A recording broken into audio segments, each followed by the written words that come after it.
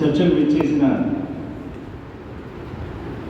Communist party వారికి, Congress party వారికి మరియు ఇతర పార్టీ నాయకులకు, అదేవిధంగా ప్రజా సంఘాలకు ధన్యవాదాలు తెలుపుకుంటూ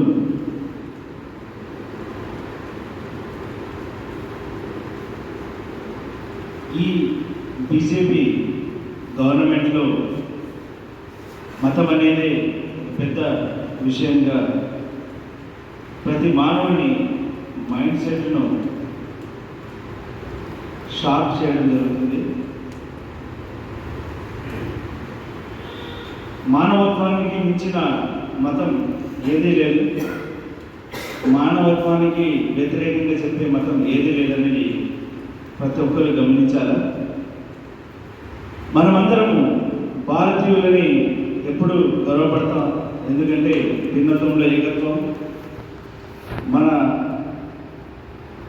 సహజంగా ఉన్న మన దేశ వనరులు వీటన్నిటిని ముందుకు పెట్టి ప్రతి ఒక్క వర్గం, ప్రతి ఒక్కరూ కష్టపడుతూ దేశాభివృద్ధికి పాటుపడాలనే ఉద్దేశంతో ఇన్ని రోజులు కాంగ్రెస్ పార్టీ ప్రతి ఒక్కరికి, అన్ని వర్గాల వారికి సమాన హక్కులు కల్పిస్తూ, అదేవిధంగా ఆర్థికంగా వెనుకబడిన బడుగు బలహీన వర్గాలకు కూడా వారికి కావాల్సిన విధంగా వాళ్ళని కూడా ముందుకు తీసుకుని వెళ్తూ వస్తూ ఉండగా ఇప్పుడు కేవలం బడాబాబులు ఎవరైతే ఉన్నారో మన దేశంలో మరియు అప్రాక్సిమేట్లీ 250 కార్పొరేట్ సంస్థలు ఏవైతే ఉన్నాయో, అంబానీ అదనే కాకుండా, వారిని మన దేశ సంపదను కట్టిపెట్టే విధంగా, వాళ్ళకు ఇచ్చే విధంగా ఈ బీజేపీ గవర్నమెంట్ ఏదైతే ఉందో బిల్లును పాస్ చేస్తూ ఉంది. ఇది వక్ఫ్ సవరణ బిల్లు ఏదో ఒక మతం మీద దాడి అనుకోవడం చాలా పెద్ద పొరపాటు. ఇది ఏ మతానికి సంబంధించింది కాదు. దేశంలో రైల్వే మరియు ఆర్మీ తర్వాత ఎక్కువ ఆస్తులు గల బోర్డు ఏదైనా ఉందంటే వక్ఫ్ బోర్డు. కాబట్టి ఆ ఆస్తులను ఈ బడాబాబులను వాళ్ళ చేతికి ఇచ్చే విధంగా ఈ వక్ఫ్ సవరణ బిల్లు తేవడం జరుగుతుంది. ఆ విషయాన్ని మనం అందరం గమనించాలి. ఇంతకుముందు కమ్యూనిస్టు కామ్రేడ్ అన్నట్టు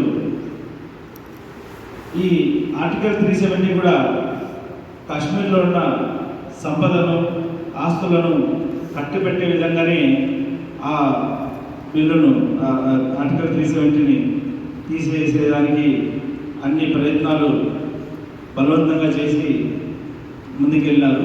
సో ఇవన్నీ ఈరోజు ఒక బోర్డు, రేపు ఖచ్చితంగా గురుద్వారాకు సంబంధించిన ఆస్తులు, సిక్కులకు సంబంధించిన ఆస్తులు కానీ, తర్వాత క్రిస్టియన్ సహోదరులకు సంబంధించిన ఆస్తులు కానీ, తప్పకుండా చివరి స్టెప్ హిందూ దేవాదాయ సంస్థలకు సంబంధించిన ఆస్తులు కానీ ఏవి మిగిలవు.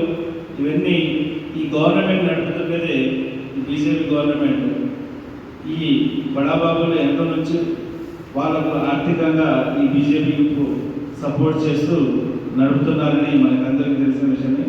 అటువంటిప్పుడు మన రాష్ట్రంలో ఇంతకుముందు మనం చూసినట్లయితే వైసీపీ గవర్నమెంట్ కూడా బీజేపీ చేతుల్లో కీలుబొమ్మలాగా ఏ బిల్లు కూడా ప్రవేశపెట్టినప్పటికీ పార్లమెంట్లో దానికి ఒత్తాస పలుకుతూ ఆమోదించింది. అదే పద్ధతిలో ఇప్పుడు మన తెలుగుదేశం పార్టీ, జనసేన పార్టీ ఏదైతే కూటమైందో వాళ్ళు కూడా అదే దారిలో వెళ్తున్నారు. ఒకటి గమనించండి, ఇది ఒకటి ముస్లింల మనోభావాలను దెబ్బతీయడమే కాకుండా, ఇది మీరు ఏ విధంగా అయితే బీజేపీ గవర్నమెంట్ బడాబాబులను ముందుకు తీసుకెళ్ళడానికి ప్రయత్నిస్తుందో దానికి మీరు కూడా సహకరిస్తున్నట్టు మన రాష్ట్ర ప్రజలందరూ గమనిస్తున్నారు. కాబట్టి ఎటువంటి పరిస్థితుల్లోనైనా మా విన్నపం ఏంటంటే, మీరు వక్ఫ్ బోర్డు బిల్లుకు ఈ కూటమి ప్రభుత్వం కానీ వైసీపీ ప్రభుత్వం కానీ రాబోయే పార్లమెంటు సమావేశంలో ఈ కూటమి కానీ వైసీపీ కానీ వక్ఫ్ బిల్లుకు మద్దతు కల్పించొద్దని మా విన్నపము మరియు ప్రజల ఆకాంక్ష.